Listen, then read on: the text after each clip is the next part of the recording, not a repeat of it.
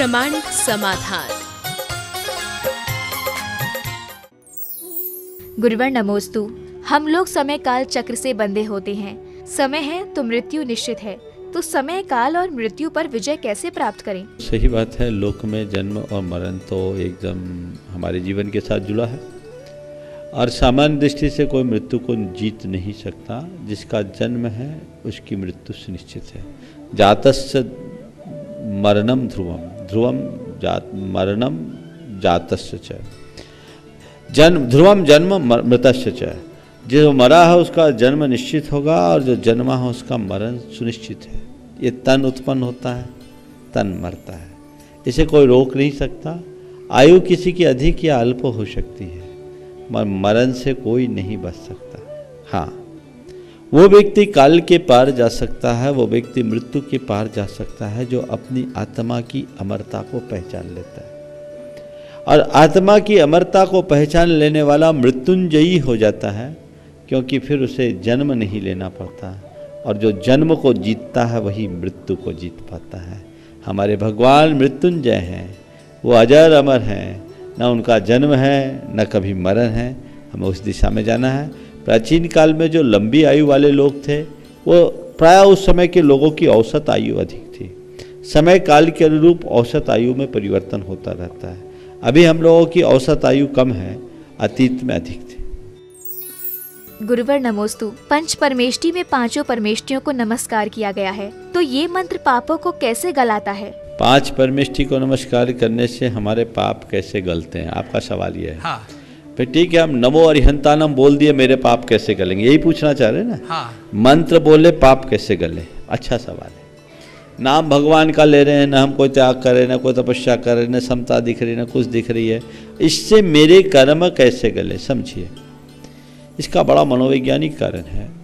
जब हम कोई मंत्र जाप अनुष्ठान आदि करते हैं, कोई धार्मिक अनुष्ठान करते हैं, उससे हमारे हृदय में एक विशेष प्रकार की विशुद्धि प्रकट होती है और हृदय की वह विशुद्धि हमारी भावधारा में परिवर्तन लाती है। भावधारा का परिवर्तन हमारे जीवन के रूपांतरण का आधार बन जाता है और हम उसके माध्यम से पाप से मुक्त हो जाते हैं। भाव विशुद्धि हमारे पाप को गलाने में कारण बन जाती है। तो भगवान का नाम, भगवान का स्मरण, इष्ट का आराधन हमारे कर्म के क्षय को का कारण बनता है। मनोविज्ञान भी कहता है कि मनुष्य जब किसी इष्ट आराध्य आदर्श को अपने हृदय में स्थापित करता है तो वही उसकी समस्त वृत्तियों और प्रवृत्तियों का संप्रेरक बन जाता है। हमारी भाव दशा बदल जाती है। इसलिए हम जितना जप नामस्मरण करेंगे हमारी भावधारा उतनी निर्मल होगी और हमारे जीवन में उतना बदलाव। गुरुवर नमोस्तु। दुख में स्वयं की एक उंगली आंसू पहुँचती है और सुख में 10 उंगलियां ताली बजाती हैं, तो क्या इसमें दुनिया का या शरीर का दोष है? बिल्कुल सही है ये बात, लोग समझ ले तो कुछ कहने की जरूरत ही नहीं। दुख में अकेले रहोगे, सुख में सब साथी होंगे। इसलिए इस सिद्धांत को समझो, औरों से सुख की अपेक्षा मत करो और अपने दुख की कहानी दूसरों को मत सुनाओ। जो है उसे मन में रखो, उसे खुद सहो और अपने आप को समर्थ बनाओ। गुरुवर नमोस्तु। दोस्त और दुश्मन हमारे घमंड और ताकत के व्यवहार से बनते हैं, तो जिंदगी को खुलकर जीने के लिए ऐसा क्या करें कि हमें ईश्वर ऊंचा उठा सके? देखिए, अगर अपने आप को ऊंचा उठाना चाहते हो तो औरों को ऊंचा उठाना शुरू कर दो। मैं आपको एक बात बताता हूँ, किसी भी व्यक्ति को वही ऊंचा उठा सकता है जो अपना स्तर ऊंचा उठाता है। आपने देखा, हम जब दूसरों को ऊंचा उठाते हैं खुद ऊंचे उठते जाते हैं, और जब नीचा गिराते हैं खुद गिरते हैं। जब कुआं खोदा जाता है तो जैसे जैसे हम कुआं खोदते हैं हम खुद नीचे जाते हैं, और जब दीवार उठाई जाती है तो जैसे जैसे दीवार उठती है हम भी ऊपर उठते जाते हैं। जीवन का सार है, औरों को ऊंचा उठाना चाहते हो, खुद को ऊंचा उठाना चाहते हो तो औरों को ऊंचा उठाना सीखो। गुरुवर नमोस्तु। अतिचार, अनाचार, अतिक्रम, व्यतिक्रम और अनुप्रेक्षा में क्या अंतर है? अतिचार, अनाचार, अतिक्रम, व्यतिक्रम। देखिए, अतिक्रम व्यतिक्रम मानसिक शुद्धि की हानि को नाम कहते हैं अतिक्रम। व्यतिक्रम विषयाभिलाषा, प्रतिज्ञा के आंशिक खंडन को अतिचार और प्रतिज्ञा का पूर्ण नष्ट हो जाना अनाचार। समझ गए? तो विषयाभिलाषा, अति प्रतिज्ञा, अति मानस शुद्धि, मन की शुद्धि की कमी, मन में विशुद्धि की कमी हो जाना ही अतिक्रम है। अगर हमने कोई व्रत संयम अंगीकार किया और उसके प्रति हमारा उत्साह घट रहा है तो समझना अतिक्रम है। फिर उसके अगेंस्ट चीज़ों की इच्छाएं हमारे मन में हो रही है तो व्यतिक्रम। फिर हमने अपने व्रत को उन बातों से प्रभावित होकर के थोड़ा सा खंडित कर दिया, दोष लगा दिया तो अतिचार। और अब चलो ये सब तो चलता है, अनाचार। गुरुवर नमोस्तु। जीवन में हम ऐसा कौन सा कर्म करें जिससे जिंदगी भर सुगंध आती रहे? देखिए, जो बाहर से लगाया जाता है वो छूटता है और जो अंतर से लगाया जाता है वो अमिट होता है। अपने जीवन में आपने पूछा ऐसी कौन सी सुगंध लगाए? सत्कर्मों की सुगंध लगाओ जो तुम्हारे लिए इस दुनिया से जाने के बाद भी सुवासित करते रहे। गुरुवर नमोस्तु। नादान बालक को अभक्ष्य भोजन खिलाया जाए तो उसका दोष किसको लगेगा? 8 वर्ष की उम्र तक अगर बच्चा कुछ भी अभक्ष्य खाता है तो उसका दोष उसके माता पिता को जाता है। 8 वर्ष तक उन बच्चों के इस नियम का निर्वाह माँ बाप को करना चाहिए। और बच्चा जब 8 वर्ष का हो जाए तो गुरु चरणों में ले जा करके उसका परित्याग करना चाहिए। इसलिए प्रत्येक व्यक्ति को चाहिए कि बच्चे को छोटा समझ करके चलता है ऐसा न करे। अगर प्रारंभिक दिनों में ही संस्कार बिगड़ जाएंगे तो आगे चल करके उस बच्चे को भ्रष्ट होने से कोई नहीं बचा सकता। इसलिए बहुत गंभीर बात है और इसका हमें पूरा ध्यान रखना चाहिए। गुरुवर नमोस्तु। धर्म के अनुसार कौन सा व्यवसाय श्रेष्ठ होता है और युवाओं को कौन सा व्यवसाय करना चाहिए जिससे वे कर्म के साथ धर्म से जुड़े रहें? देखिए, व्यवसाय का क्षेत्र आज के समय में बहुत व्यापक हो गया है। आपने पूछा ऐसा कौन सा व्यवसाय है जिसे हम धर्मानुसार अच्छा कह सकें। अगर हम पारंपरिक तरीके से देखें तो हमारे यहाँ ज्वेलरी, सोना चांदी और वस्त्र के व्यवसाय को अच्छा माना जाता था। पर आज की इस प्रतिस्पर्धी दौर में इन सब चीज़ों के बारे में कुछ कहा नहीं जा सकता। आप कोई भी व्यवसाय चुनिए, सोच समझ करके चुनिए। और बस संक्षेप में मैं कहूँगा, न्यूनतम हिंसा, अल्पतम व्यस्तता और अधिकतम आय जिसमें हो वैसे व्यवसाय का चुनाव करो। क्या बोल रहा हूँ? दोहरा रहा हूँ। न्यूनतम हिंसा, अल्पतम व्यस्तता और अधिकतम आय, आप उसे चुने। बहुत सारे व्यवसाय हैं। अब मुझसे पूछोगे तो मैं राय नहीं दूंगा, ये कोई कंसल्टेंट आपको बताएगा। गुरुवर नमोस्तु। कहते हैं सांस खत्म तो जिंदगी का अंत, विश्वास खत्म तो संबंध का अंत। जब विश्वास में धोखा हो जाए तो उस विश्वास पर कैसे भरोसा करें? विश्वास नहीं टूटता, अंधविश्वास टूटता है। आप अविश्वास से बचे, अंधविश्वास से बचे। विश्वास जगाए, अटल विश्वास रखें।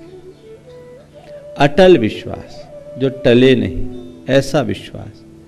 पहले से अगर आप विचार करके चलेंगे तो आप जिस किसी पर विश्वास नहीं करेंगे और जो आपका विश्वसनीय होगा वो कभी विश्वासघात करेगा नहीं। विवेक बुद्धि से काम करने वाले मनुष्य के जीवन में कभी धोखा नहीं होता और भय लोभ से ग्रसित चित्त वाले व्यक्ति धोखा खाए बिना नहीं रहते। तो विश्वास एक बहुत बड़ा तत्व है।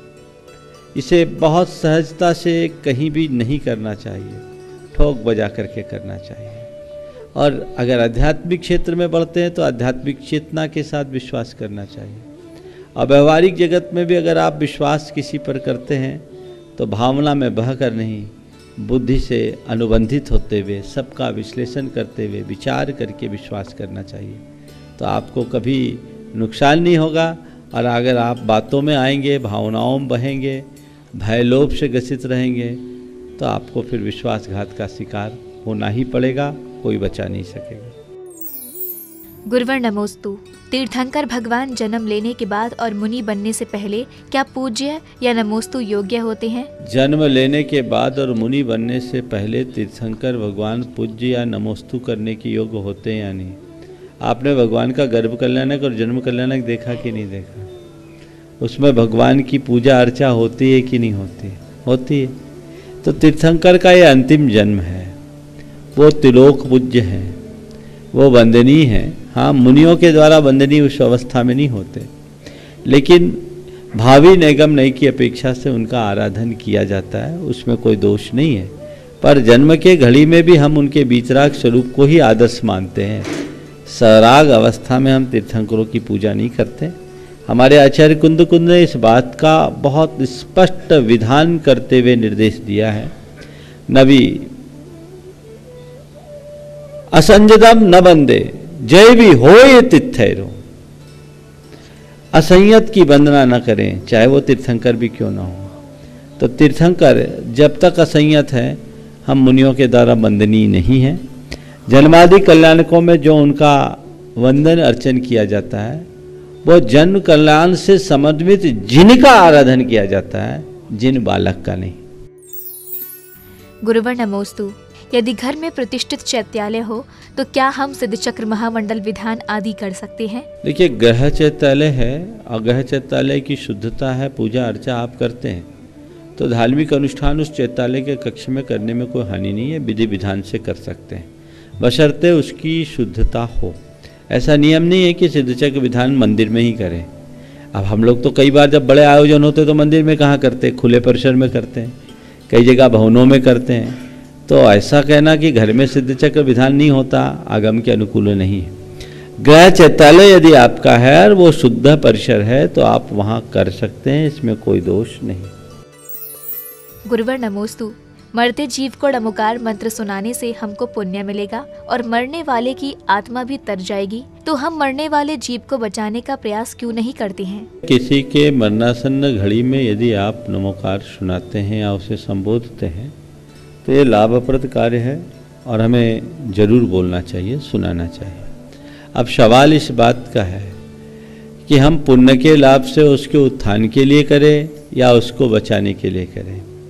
अगर कोई मरणासन्न है, लक्षण दिख रहे हैं, पहला भाव रखे कि जब तक इसकी आयु है और जिए, हो सकता है नमोकार सुनाने से उसके प्राण टिक जाए, और यदि जाने को है तो भगवान इसके प्राण शांति से निकले और ये जहाँ जाए वहाँ अपना कल्याण करे। वस्तुतः ये दया और करुणा की अभिव्यक्ति है, इसमें ज़्यादा दिमाग लगाने की ज़रूरत नहीं है, उस मूवमेंट में जो हो जाए वो कर लो। गुरुवर नमोस्तु। म्यूचुअल फंड, बॉन्ड और शेयर मार्केट में पैसा लगाना क्या जुआ खेलने के अंतर्गत आता है? म्यूचुअल फंड में धन निवेश करना क्या जुआ में आता है? नहीं आता है। कब आता है समझिए। शेयर एक इन्वेस्टमेंट भी है और शेयर एक जुआ भी है। अगर आप डिलीवरी के रूप में शेयर लेते हैं और एक निश्चित समयावधि के लिए आप अपनी इच्छा अनुरूप उसका निवेश करते हैं तो ये एक इन्वेस्टमेंट है। जुआ तब होगा जब फ्यूचर और फाटका करें। म्यूचुअल फंड और बॉन्ड में तो किसी भी तरह की बात नहीं है, उसमें तो आप जब तक वो मैच्योर नहीं होता तब तक आप अनुबंधित होते हैं। क्यों पाड़िया जी? म्यूचुअल फंड में भी ऐसे ही होता है। शेयर को तो आप बीच में बेच भी सकते हैं, लेकिन म्यूचुअल फंड के साथ ऐसी कुछ व्यवस्था लिमिटेशंस है, तो आप इसमें इन्वेस्ट करें, कोई दोष नहीं है। लेकिन जुआ की जगह दूसरे प्रकार के दोष जरूर हैं। सबसे पहले शेयर बाजार में आपने जिस कंपनी का शेयर लिया, उसमें इन्वेस्ट किया, वो कंपनी जो भी प्रोडक्ट बना रही है आप उसमें आप हिस्सेदार बन गए और आप पाप के भागी हैं। यदि कोई चमड़े का व्यवसाय करती है, कोई पोल्ट्री का व्यवसाय करती है, कोई शराब का व्यवसाय करती है, कोई कंपनी होटल्स चलाती है जिसमें नॉन वेज परोसा जाता है, तो आप जिस भी कंपनी के शेयर लिए हैं आप उस हिंसा के भागीदार हो गए। इसलिए किसी को भी शेयर का काम करना, ऐसे मैं इसे बहुत फेयर काम नहीं मानता। मैं तो एक ही लाइन में हमेशा इसकी व्याख्या करता हूँ, जिस धंधे में माल खरीदने के बाद दाम घटे और बेच देने के बाद बढ़ जाए उसका नाम शेयर बाजार। खरीदने के बाद दाम घटे और बेचने के बाद बढ़ जाए उसका नाम शेयर बाजार है, जो खरीदने में भी रुलाएगा और बेचने में भी रुलाएगा रुलाएगा रुलाएगा रुलाएगा। फिर भी कुछ लोग इसमें करते हैं। मेरे संपर्क में ऐसे बहुत लोग हैं जिन्होंने शेयर्स में इन्वेस्ट किया है और बहुत आगे बढ़े।